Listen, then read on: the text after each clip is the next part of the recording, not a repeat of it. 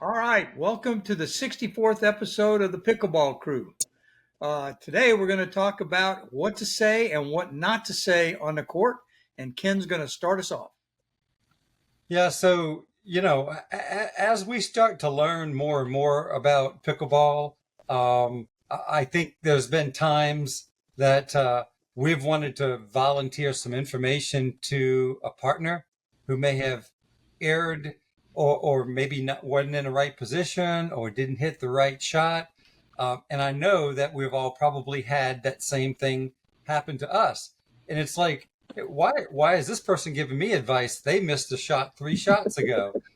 So this is something that is kind of a delicate subject. I know you've been on the court playing with somebody, may not be your regular partner. It's a rec play, and the guy will tell you, man, you backed off the no volley zone, or you sped the ball up too soon. Come on, let's not do that.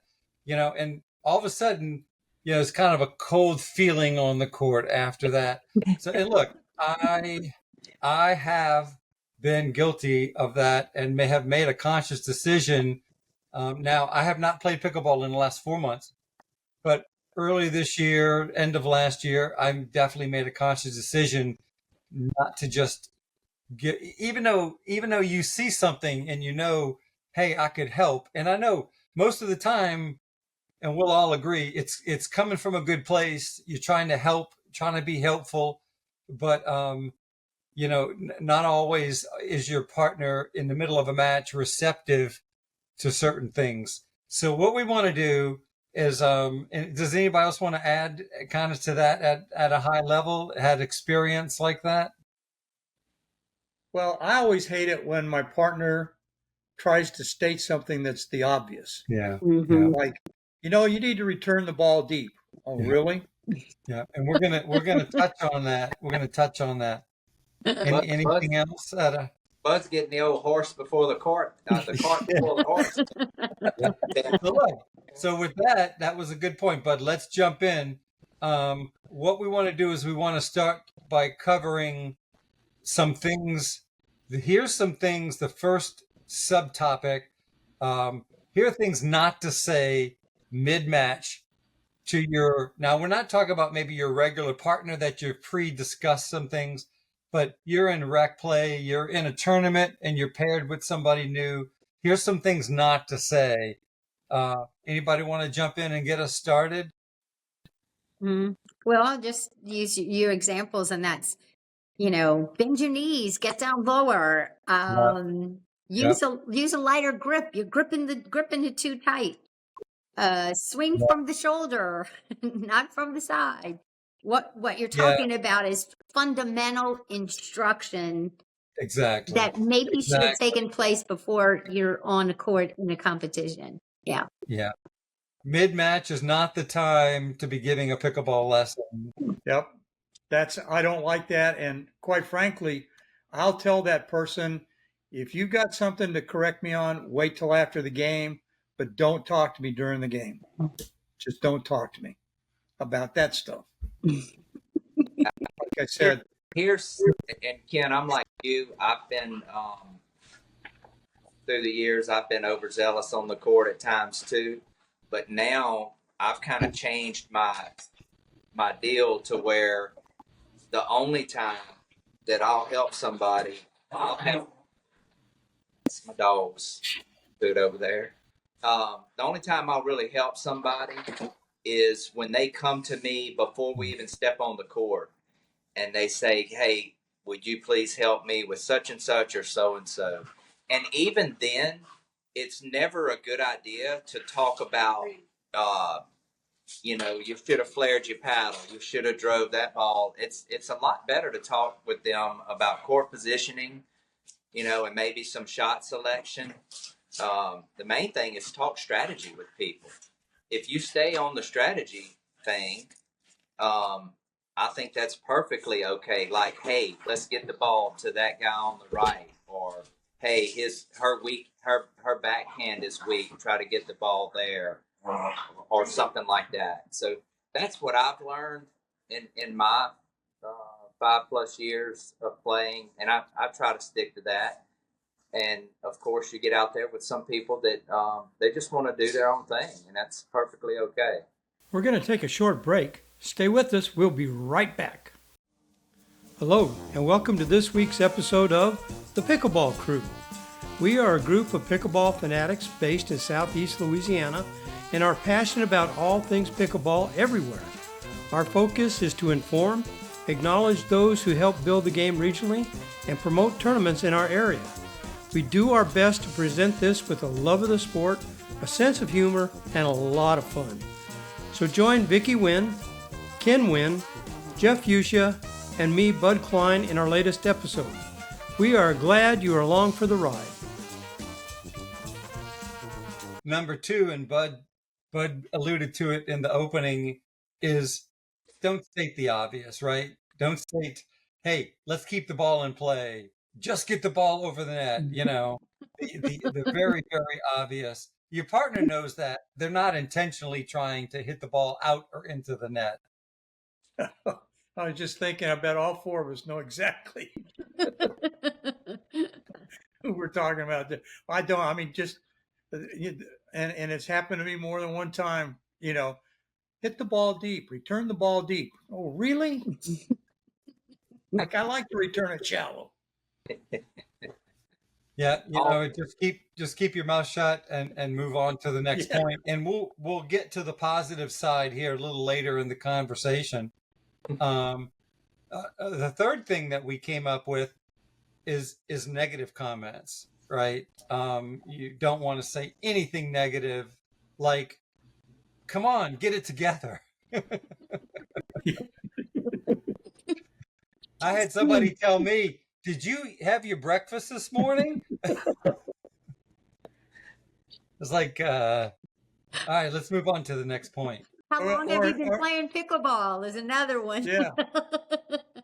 Well, somebody once asked me, and said, are you just having a bad day today? More than likely, if I'm playing like this. Or hey, or the ever present passive aggressive. Are you okay?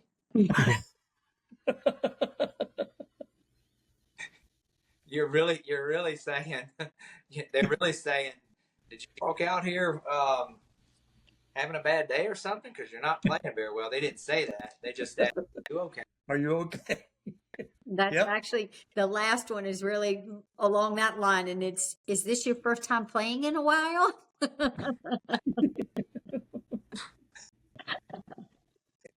Well, I'll tell you what, if the people in our audience don't relate to this, there's something wrong. Oh, yeah.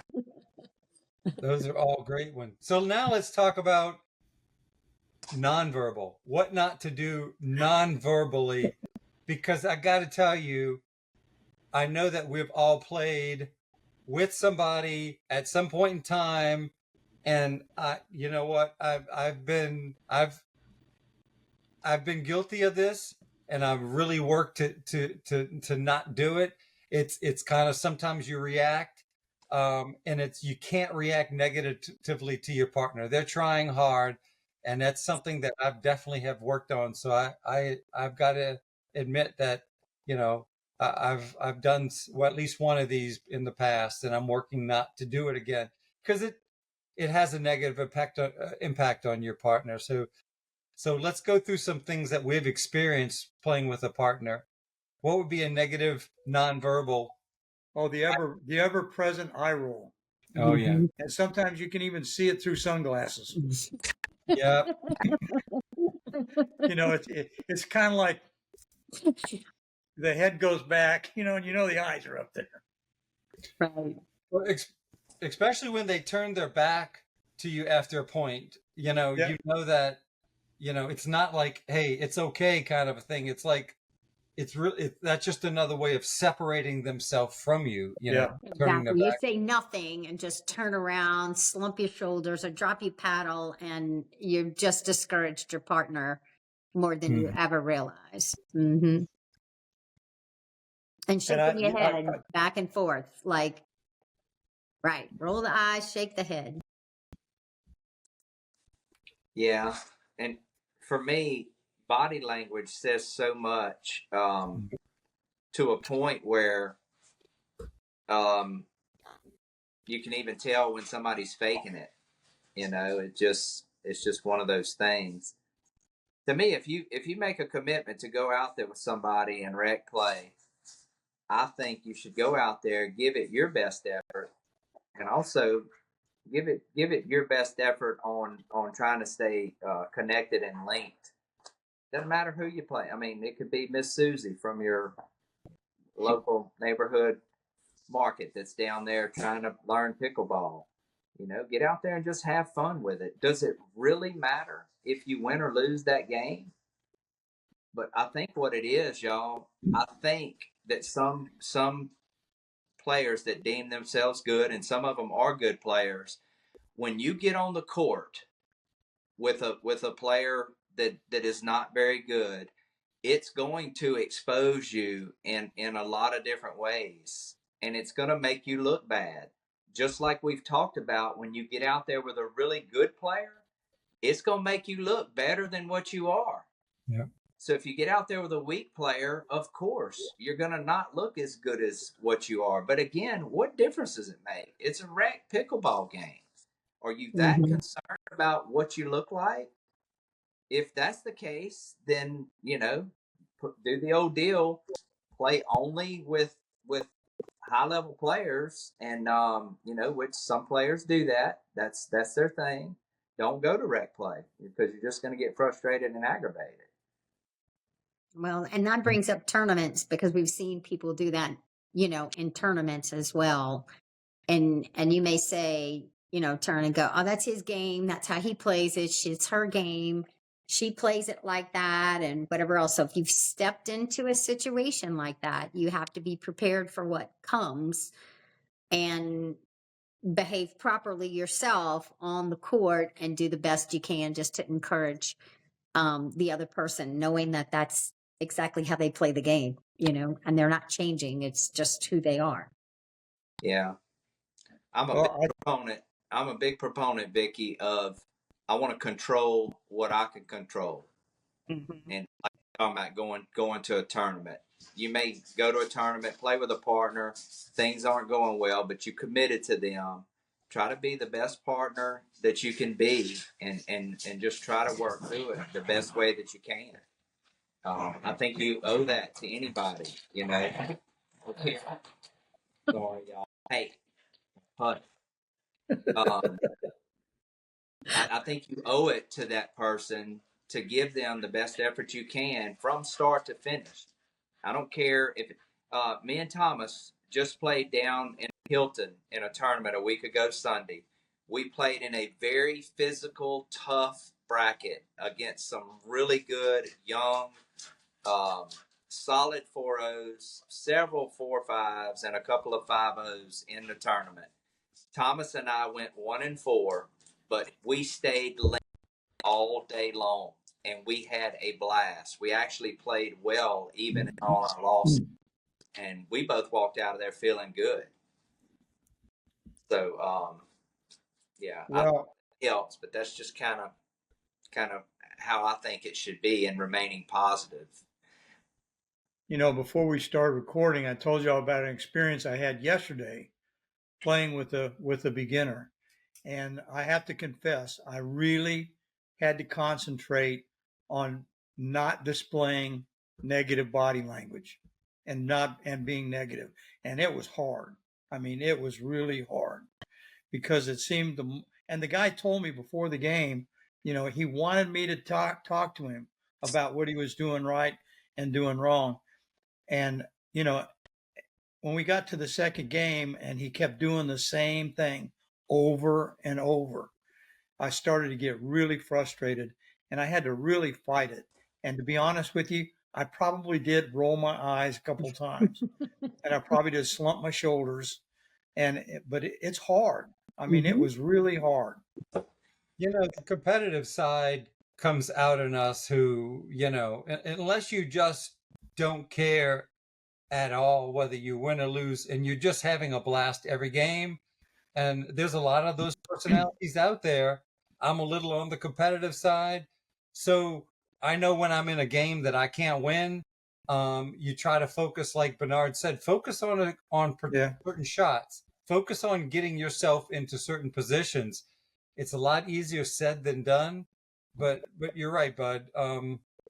You really have to kind of check yourself and say, hey, this is not a game to be competitive. Just try to have fun, And really, Bud, the truth of the matter is, the more you could stay positive in that situation, and if you can find, we all want to play. Let's say our best game is playing at 100%. Let's say you were playing at 60% as far as how well you can play. You elevate your game, that person's game is going to be elevated, like we talked about earlier. So, Oh, don't get me wrong. I tried to be very, very positive with this guy. I really did. When he made a good shot, I really tried to, give him a lot of praise and attaboys, and I clicked paddles with him. I was doing everything I could, to keep him in a positive frame of mind. I was not going to allow, some of my feelings to have a negative effect on him, but it was hard. I mean, it was really, it really pushed me mentally. I was more tired mentally than physically when we finished our 3 games. well, So it's real easy to say what to do, but then putting this thing into Yeah, action can be yeah, times. yeah. Like Ken, I'm competitive. I don't like to lose. And Jeff, it's hard for me to say, well, it's just a game. I'm going to walk away from him. I'm sadly, I'm probably too competitive for that. And plus, I'm old and I'm grumpy. So Hey, I wouldn't have known that today. so that's a great segue. So now let's talk about what to say to your partner. What should you say to your partner?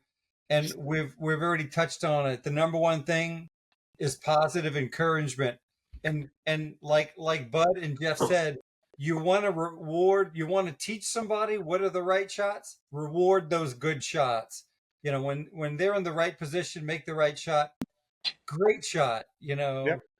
That to me, that's the best way to reward and do some positive reinforcement on that. Right. And sometimes it's even on a shot that's not successful, but they were going for the right thing. It's just a world of difference when you say, look, you didn't make it, but you were going for the right shot, and Yeah. keep doing it. Keep going. That was awesome. However you need to say it, we've got this. Keep going. It's a matter of not giving up because the ball went in the net, One thing I remember, Jeff, you told me early on when we played some partnered in some matches, was you said, forget about it. Forget about that last shot. Let's move on. It's one thing that you kind of very early on when we first started coming around and playing together. I remember you saying that. So yeah, that's great advice. that's real important. But I wanted to back up. The shot that I like to compliment people on, Vic, is the one that sets up. It's a shot that happens 4 or 5 shots to our put away. The shot that got us to the net, a reset, a lob that set up, them scrambling, popping the ball up, us putting it away. That's the shot I like to pick out. right. Because Absolutely. a lot of people, they remember, hey, I got to smash it, but that's all they remember. They went and scored the touchdown, but they didn't realize that 5 shots earlier, your partner did something to get you up to the net to get in that position. And then, Ken, to piggyback on the point that you just made, that is so important to take on the pickleball court. We don't want to make mistakes, but we definitely don't want mistake to turn into 2, 2 into 3, 3 into 4. So a mental reset, And if I make a bad play and my partner says, all right, say I'm trying to smash it and I hit it out of bounds or whatever. And I mean, we had an easy point if I'd have just done my job. When they look at me and say, hey, let's go, just put that behind you. That's a good feeling. It's like, hey, I'm still with you. You made a mistake, but I'm still with you. That's big in my book. Absolutely. And sometimes it's court positioning too. Again, it may not be successful, but your partner was right there to back you up and do the right thing. And I think again, that's a situation where you know, completely want to compliment them and encourage them. They did the right thing. They were in the right position.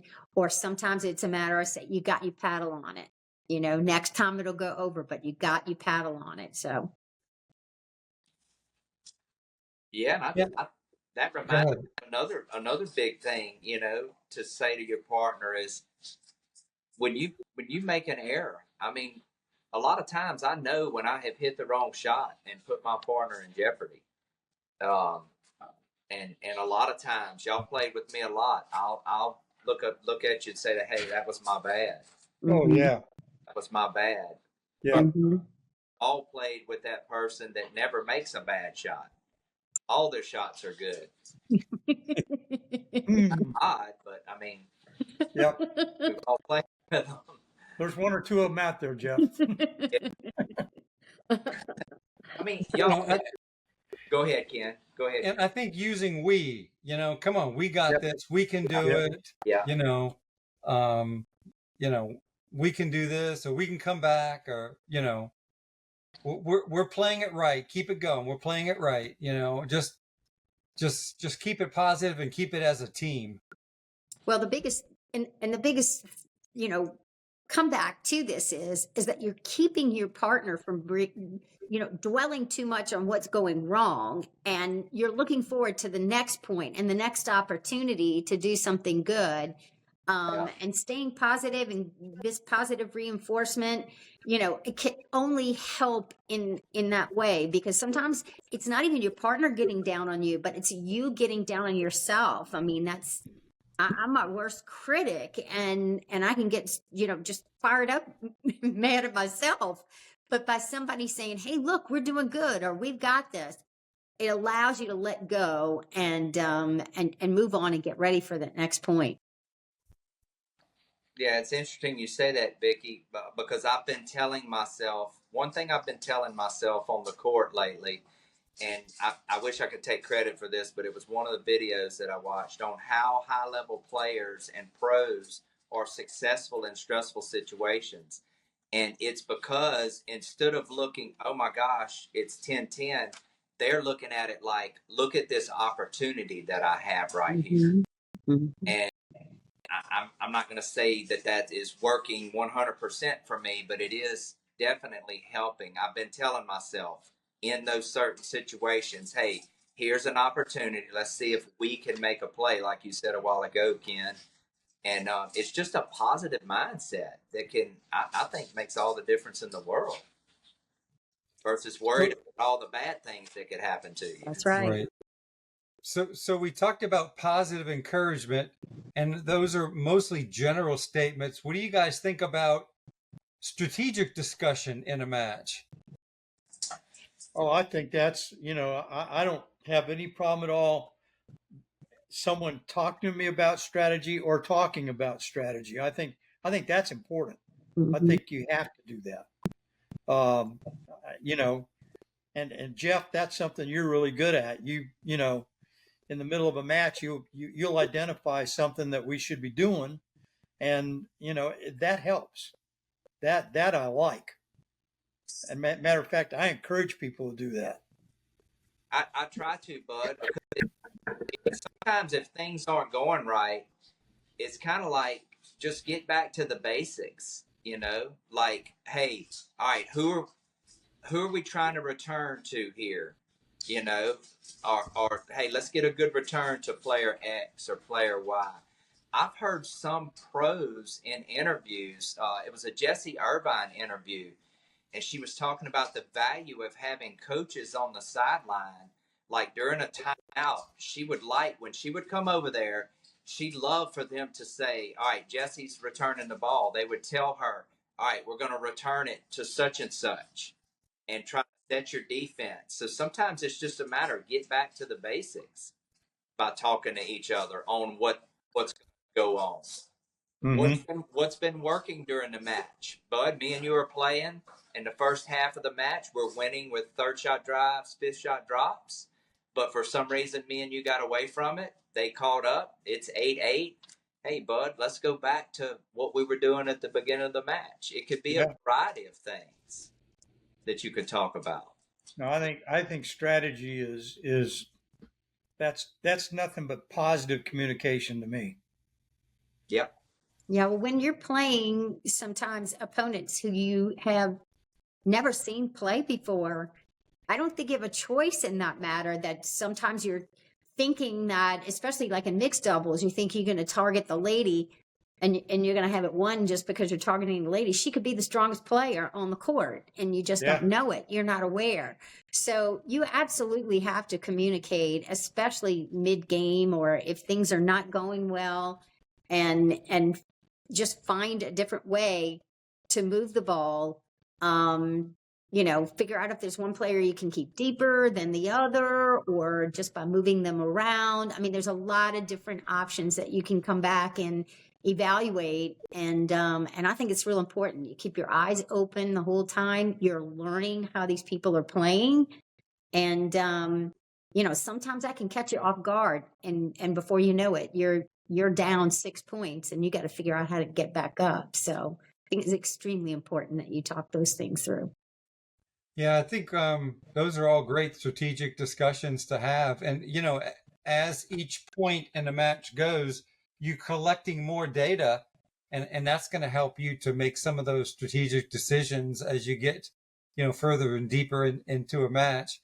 You know, one other thing I think it's a good thing to talk to your partner about is just good in-point conversations, like calling it you, me, out, let it go, no.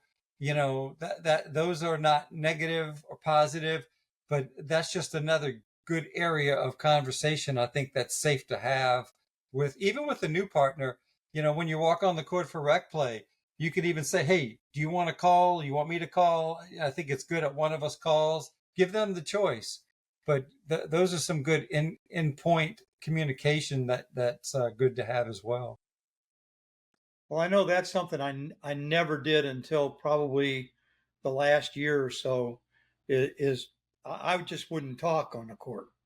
I wouldn't say anything one way or the other. But I find that it's helpful. You know, if I know I can take a ball and I can make the shot, you know, I'll say mine. I don't do it all the time, and I definitely will be very vocal about what I think is an out ball. Keep my partner from hitting an out ball. Y'all have all heard me say this. You cannot talk on the court enough. Oh, no doubt. And it's intriguing. Find a pro pickleball match on Pickleball TV or YouTube where they have mics down close to the court. The chatter on the court between the players is amazing.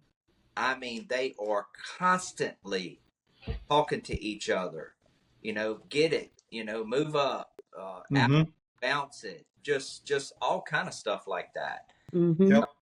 I just don't think you can talk enough. And then the other thing is, when we're talking a bunch, sometimes we're going to make the wrong call. It's just part of it. I think some people are hesitant to say. I mean, there's been times where, you know, if a ball is lobbed over Ken's head and I feel like it's going to be in, my thing that I say is hit it. And a lot of people take that, or not a lot of people, but some that I play with take that I mean, you better smash that ball and knock it through the fence into the park. Can't get a hold of it. That's not what I mean at all. All I'm saying is that ball is in. Do whatever it is that you need to do with that ball. But sometimes I'm saying hit it, and they end up letting it go, and it goes out of bounds. That was a misread on my part. But I'm not. I think worse would be just to go mute and not say anything in that situation. I mean, clearly it's a way to help support each other. And so many times you don't know when that ball is kind of going over your head a little bit. You don't see what your partner sees. Is it going out? Is it going to land in? I mean, there's and that's a great time for you to support your partner and let them know. Let it go, bounce it, you know, hit it, go for it, whatever you need to say. But definitely, I think this communication in this instance here, we're talking. There's so many times that that's just a great support for your partner. Yeah, I don't want to Line break out. calls too. Yeah, I don't want to break out into a burr under my saddle, but the off person, the person that is not, not retrieving that lob, is the one that can see the ball most of the time very clearly what it is. The one that's going back for it, you don't know where that ball's at. If it's a deep lob, it's hard to tell. You're not looking measuring tape out trying to figure out if that ball's going to land in. You're looking up trying to get your footwork right to going to hit the ball or not. So that's one of my things. I mean, let me know something. Let me know something one way or other. And I don't care if you're wrong or not. Just let me know something. Right. Yeah, those are all good points. So, what about nonverbal? What should you do nonverbally to your partner mid match? I tell you one thing I see. I've had a lot of free time in the last 4 months. I'm watching a lot of pickleball TV, and that the pro level they clack paddles after every rally. Mm-hmm. Um, and that's like to say, hey, all right, let's go. Let's move on. Come on. We got this. Good, bad, and it could be the easiest missed dink, a missed overhead, no matter what it is. They move on. And I think that's something that I think you should see more of that at the rec level, and you don't see it at all. Yeah. Yeah. Um, You put that on here, Ken, and I don't do it, but I'm going to tell you what, I need to start doing it because I watched the Atlanta tournament this Mm-hmm. past weekend, and you're absolutely right. Those pros click paddles every time, and it doesn't matter if it was a good point or a bad point. They look at each other and they click paddles, and I'm going to start doing that. I really am. I'm going to make a real concentrated effort to do that. I like to whenever I'm up and my partner's receiving, I like to just turn around sometimes and just kind of clap my paddle on my Mm-hmm. hand. Yeah. If you Mm-hmm. can't click paddles, yeah. Look them right in the eye, like, "Hey, we got this." I don't say anything sometimes, Mm-hmm. or sometimes I'll kind of get my paddle on my side, and I might say, "Let's go," or "We got this," or something Yep. like that. Just a little bit of unity. Just let them know, "Hey, we got this." Mm-hmm. Again, that positive link can it and it. I mean, it's a different watch good teams, okay? Good teams that we play against in tournaments. One of the best ones is, in my opinion, that does this is Jason Turner and Keith Martinez from Homa. And those guys are really good friends. They've been in multiple tournament and softball games throughout the years, but they know that they have each other's back. Mm-hmm. And at any times they're like, "Hey, let's go get this done." And when you can find that with your partners on the court, I mean, I just think it's such a good thing. You're going to pull through so many hard times because of that. Are you going to fail sometimes? Yes, of course. But I would rather fail linked than fail by us just falling apart, at each other's throat. but you know what, Jeff? Also, that sends a message across the net. That you're down 0-8 and you're still clocking paddles after each point. You're like, we got this. We're ready to go. We're ready for the next point. Yeah. So that shows the other team that you're not discouraged. You're ready to move on. Mm-hmm. And you're not giving up. Yeah. Well, I think you just, we talked about negative nonverbal communication. And now I think we're realizing the importance of some form of positive communication after every point. Well, I mean, if you can't click paddles, like Jeff says, you turn around to your partner and you give them a little clap with the pad, just some type of positive communication non-verbally after every point. Mm-hmm. Yeah, thumbs up, anything. Yeah, anything. Mhm. I completely agree. I mean, the opposite side to that is like we just previously discussed before, is, and Ken, you bringing up the message that the positive thing sends to your opponent. Imagine what the negative does to your opponent. It just sends a message clear as a bell. They're giving up, they're messed up, they're confused, they're whatever, and we've got this.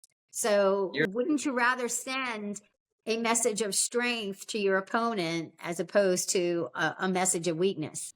Mm-hmm. you're adding fuel to their fire, Vicki. They're already feeling good over there, and when they see that, it's like going for the juggler. That's So, right.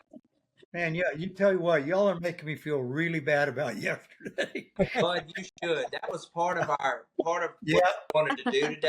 this was Feel really, really for me, bad. this was really appropriate today. It really was. I'm going to have to look this guy up and apologize. We figured we're doing our job if we could make you really feel bad about yourself. I do. I really do. I hope I wasn't too bad. Yeah, I mean, there's sometimes when you play with somebody and they're giving you that vibe of, you know, that they're just so frustrated with you and they cannot believe how you're playing and that sort of thing. Boy, that can tear you apart and make your game that much worse, make you that much more nervous or whatever. And so again, from a player standpoint, partnership standpoint, it's extremely important that you're both on the same page and you're both staying really positive and encouraging each other. Yeah, and that lets your partner know, you know, the paddle clock, you're down 07, 08. That paddle clock is like, I'm still in this with you. Come on, you know. Yep. Right. Yep. Um, Absolutely. Who knows? You know, we've each been up big and have had the opponents come back and beat us, and we've all been down big and come back, won that game. So, Yep. Well, I tell you, again, talking about my experience yesterday, the last game the guy and I played, we took the opposing team 11-15. We got 11 points, and you know, my guys started playing a little bit better, and you know, I hope I had a little bit of a positive influence. But you know, you can come back, never give up. That's right. And that's, I think you say, it's pickleball. Anything can happen, right? Yep. No So, doubt. guys, anything that we didn't cover positively, negatively, verbally, non-verbally that is good to say or not to say to your partner in a match?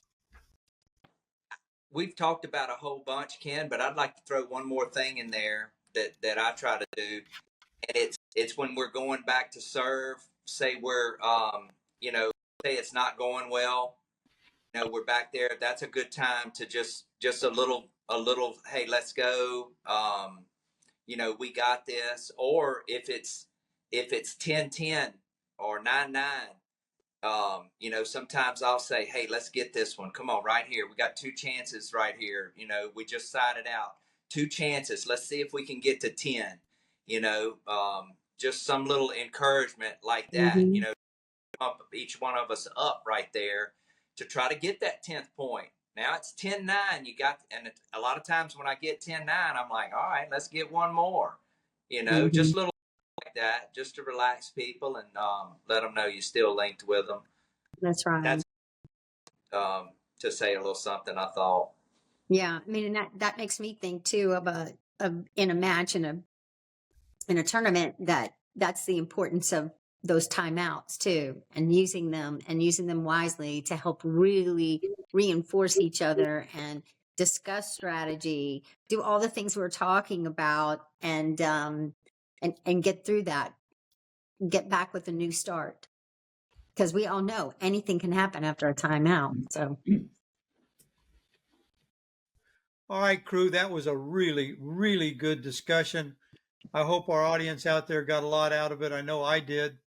And now, as always, it's time for Jeff and his Burr Under My Saddle. You're burr under my saddle, your thorn sticking in my side. All right. right, bud. I always like when I come up with one that's funny, but I'm not a comedian. I can't always come up with ones that are definitely not a comedian. But this week, something that I've seen come up. Um, I've been coaching pickleball now. I don't know, 3 or 4 years, I guess, at least 3 years. I'll have players that'll come up to me and they'll say, well, such and such coach said to do it like this, and such coach said to do it like that. Um, there's all different interpretations out there, and it's one of the neat things about this game. And you can misinterpret something, or two coaches can be saying the same thing but saying it different ways. Um, so I was just going to mention that. And any good coach that you come across, especially to our beginners and intermediate players out there, and this is concerning the people that you should listen to. If somebody gives you some sort of tip and you're a beginner and it immediately impacts your game, guess what? That person probably knows a little bit about what they're talking about. So those with a grain of salt. The other thing I wanted to mention was like over there at Stacks, we have Holly, Brent, and Cindy Morris over there. Those are three excellent coaches, but they all have a little different coaching style. Okay, and as we say out here in Livingston, Ken, there's all different ways to skin a cat. Now, I don't know who's out there skinning cats, but that's what they say here in Livingston. So there's a lot of ways to get the job done. So the most important thing that I wanted to say was get with coaches. People out there that are curious about it, get with a coach, get with different coaches, and take little bits and pieces of what they give you, see how it applies to your game, your skill set, and then use it. There may be some things that I show somebody that don't work for their game. Okay, so don't take everything as the gospel according to Luke. Just gather different things. We had Bernard LeBlanc on a couple weeks ago, and I was intrigued at some of the stuff that Bernard had, and I haven't spoke to him since he was on the show. But the next time I talk to him, I'm going to let him know, Bernard, some of the stuff that you said really resonated with me. So I don't even know if that's a burr under my saddle. I guess it's people, getting confused about, well, this coach said that or whatever. But that's what I got this week. But I didn't make you laugh a whole lot. But Jeff, you made a good point. Is it's good to take input from various coaches, various professionals, people who have their game is a little bit better than your game. Yeah. Or even people whose game is just as good as yours if they have an observation. Don't just stick with one horse. Yeah. That's what we say in the country. I'll say that, There. Bill. That's what they say in Mandeville. Darn, I didn't think Mandeville had a horse in years. It's okay to switch horses midstream.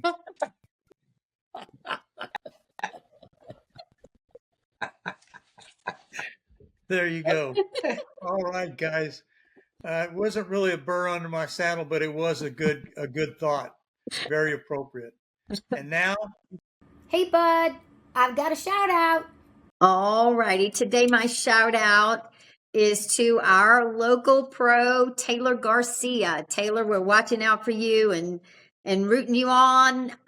We want to congratulate you. Taylor was just in the Duper Nationals in Spain.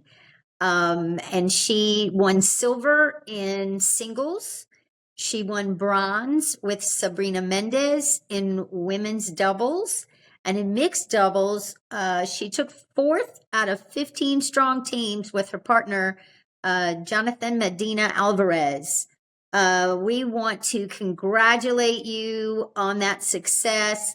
Not only was it a successful tournament, but it looked like an incredible experience being there and seeing the environment there. It looked like a great tournament, and I'm sure you had a wonderful time. and a wonderful tournament. And so we're very proud of you, Taylor. Keep it up and keep up that good work. Can't wait to hear more. Back to you, Bud.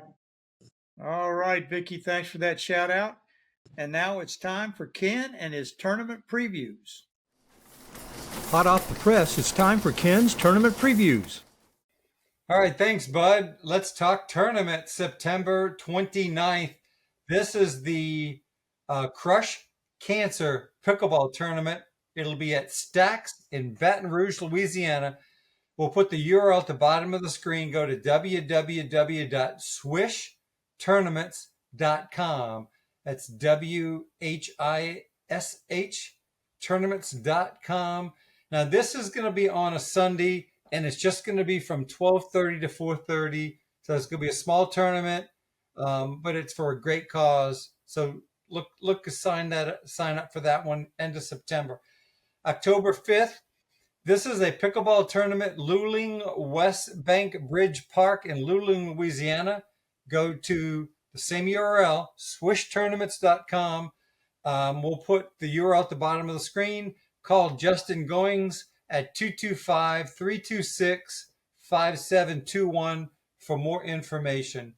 October 4th through 6th is the West Feliciana Pickleball Classic Fall Fling at the West Feliciana Sportsplex in St. Francisville, Louisiana.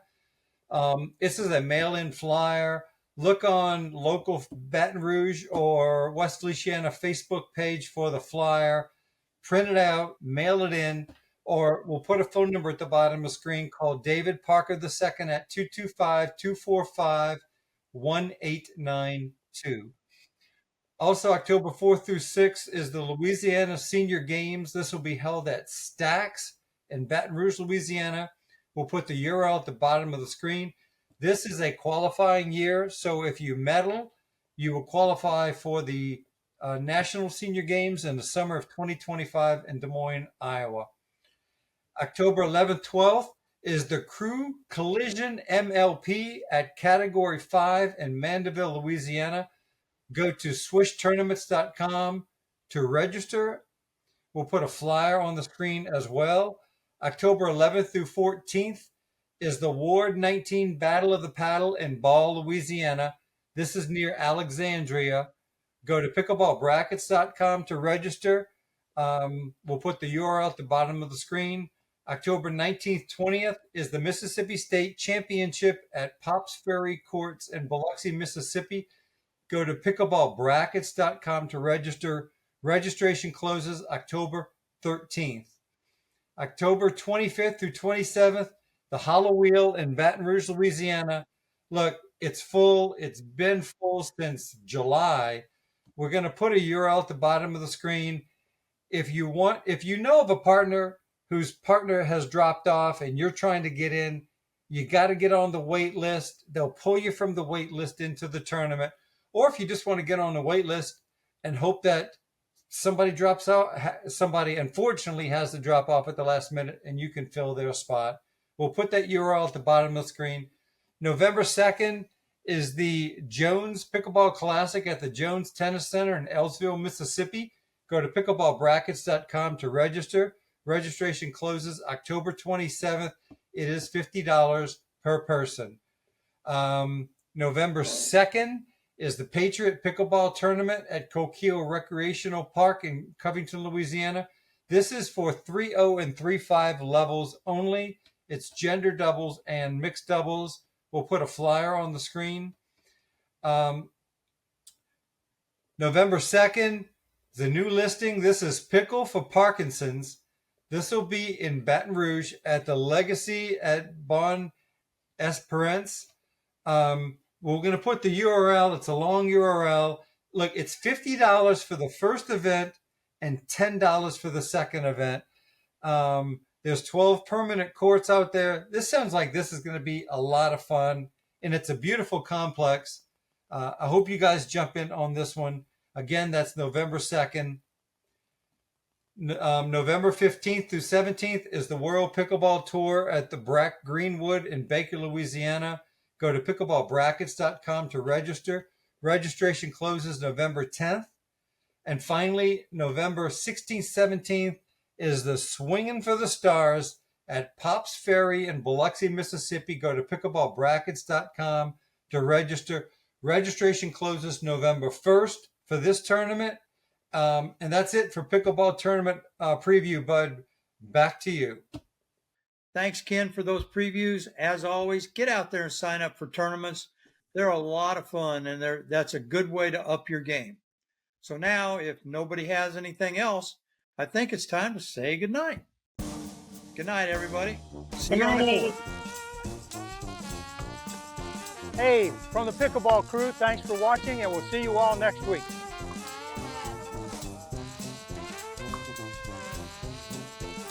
Well, that's it for this episode. We hope you enjoyed it. Be sure to leave any comments, and please like and subscribe to our channel. Thanks again, and see you next week.